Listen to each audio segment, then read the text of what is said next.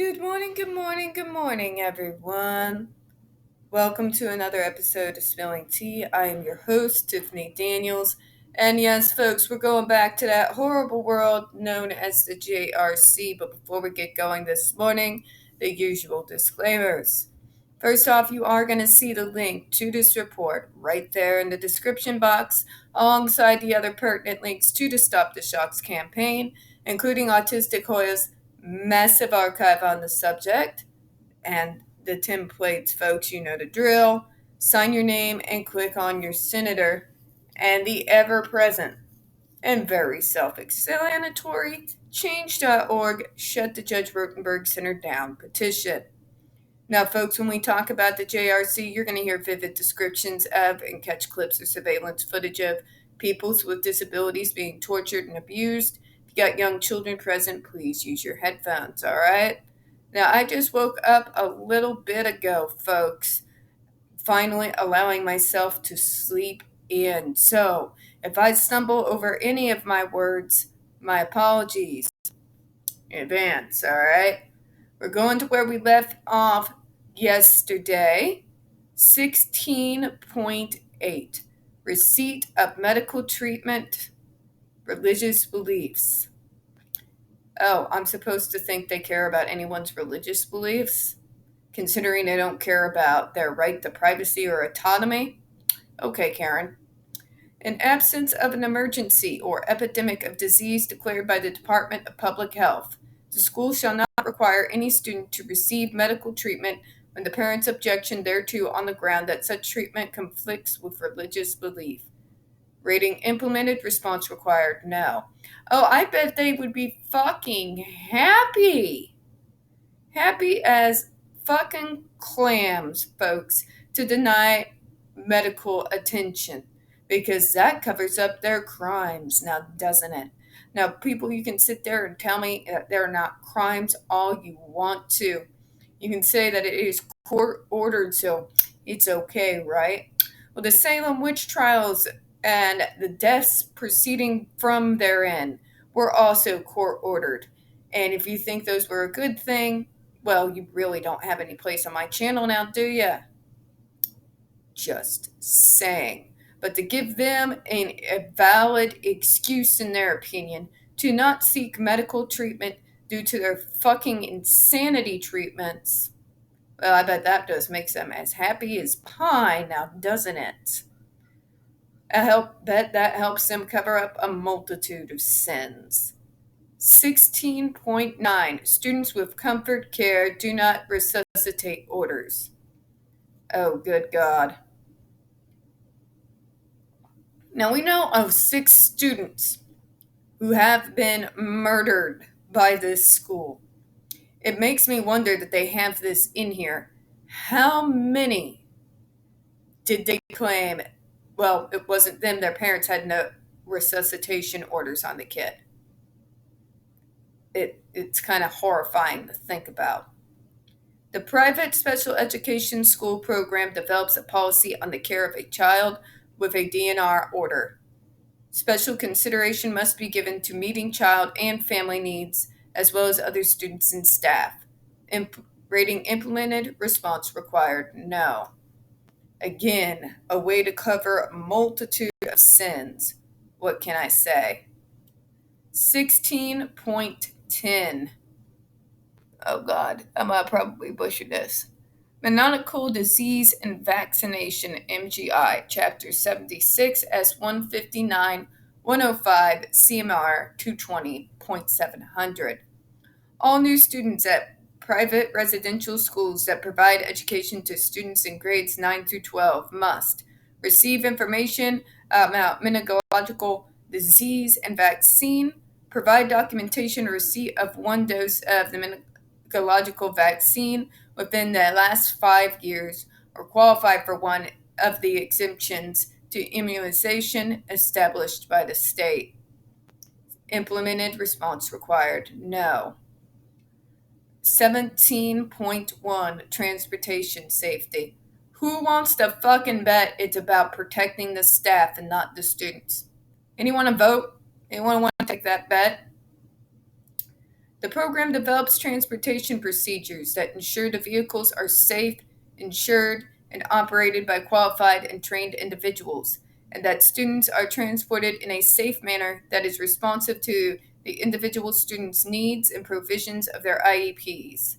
In the event of a motor vehicle accident, parents, school districts, human service agencies, and the Department of Education are notified immediately. The school ensures that any person who's responsible for operating a vehicle owned or contracted by the school, which carries students, shall receive in service training or overall transportation safety and the individual needs of the students they transport. Yeah, I know how much the drivers give a damn about the students. Rating implemented, response required, no. 18.1 Student records.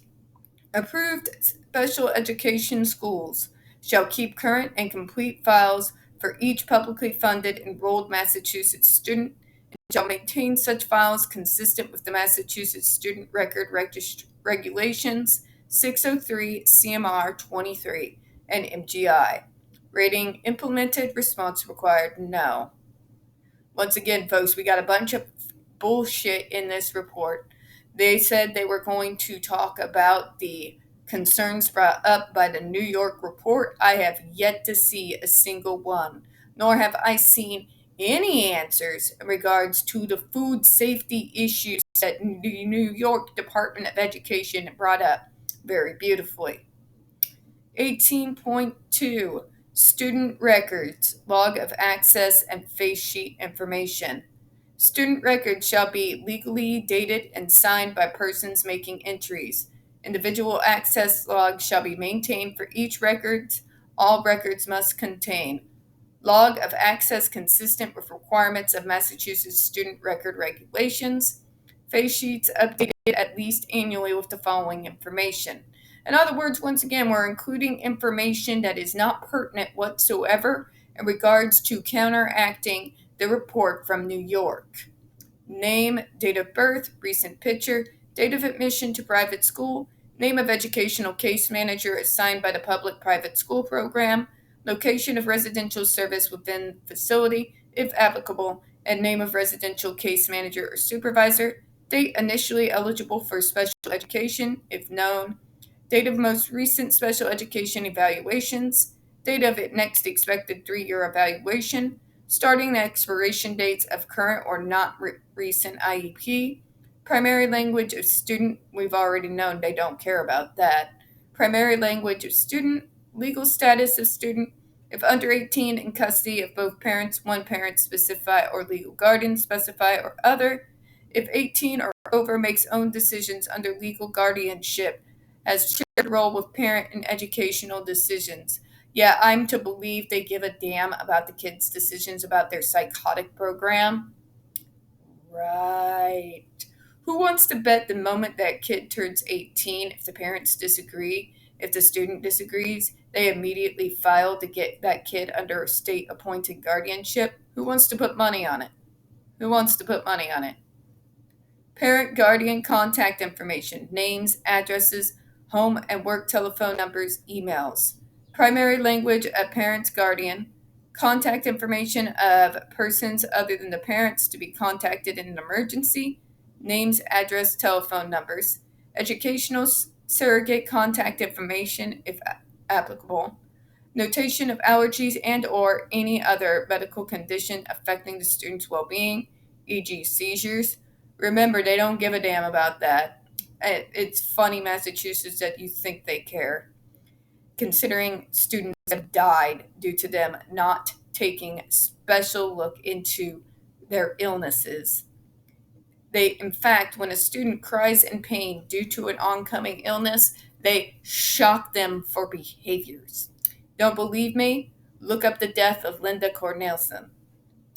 Information specific to the student regarding the handling of medical emergencies, copy of current IEP, which we all know they never follow, copies of quarterly progress reports and any modification of the IEP, copy of the student's termination or discharge plan, health records, including reports, documentation of physical examination, allergies, screening tests, results of medical care, all evaluations of assessments conducted of the student, pertinent correspondence concerning the student, information regarding the use of behavior management interventions.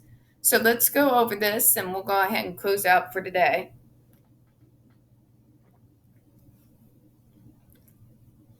They list all these things, folks. They list all these things and they act like they care. But I have seen nothing in the archives that show me that any follow-up was done, especially for all those things they skivved off because of renovations. And all they keep saying is that the pertinent paperwork was filed with them. That's all they say. That is their defense. Think about that. Think about that for a minute. All they care about is that the paper is up to date. They don't really care about the well-being of their students. They're not answering any of the challenges from the New York report. They're not challenging anything from what was found in court proceedings to be true with evidence. Nothing. Nothing. They say three things. Three things. The parents approve. It was court ordered, and they got all their documents in. That's their defense. That's their defense of the undefensible. That is their defense of the undefensible. See, we're not living in a fucking world of facts or evidence anymore. And it looks like this is very true in the case of the Judge Rotenberg Educational Center program. Nobody cares about the facts. And the news all around the world certainly doesn't give a shit about what's happening to these kids. It is morally reprehensible that the state of Massachusetts continually and consistently refuses, when it comes to the JRC, to do their goddamn due diligence. All they care about is that the paperwork is in, and they do their assessment of the program from there. They don't even choose at all, to go over whether those shocks are necessary or in any way will help a student at all to be able to have a better educational experience. They answer nothing from the New York report. They do not include anything from the DPPC abuse court cases. Nothing. Nothing. This is a big 69 report of absolutely fucking nothing. If they thought that this was going to be used to calm people down and make them believe in the JRC, they are quite sadly mistaken. So those of us who have a minuscule of intelligence and demand corroborative evidence, they're not convincing fucking anyone. Anyone. It is the worst attempt at PR I have ever seen. But the sad thing is, folks, people still buy it. They buy what the JRC is selling. Because if they hadn't, then they would not be making $278,000 a year ahead every school year since 1986. Now, on that note, folks, I'm going to go ahead and close out, but I want to mention this one thing. If anyone thinks these parents really and truly have an accurate idea of what goes on behind the closed doors of the Judge Rotenberg Center, I got a river in Egypt I can sell you.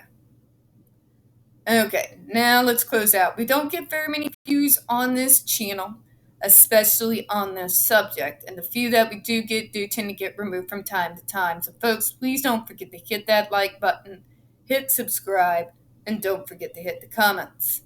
Do appreciate your time this morning. And as always, we here at Spilling Tea hope you have a good one.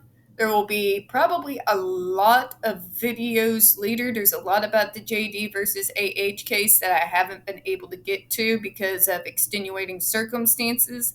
I will try to get to those as soon as I can. And again, hope you have a good one. Bye bye, everyone.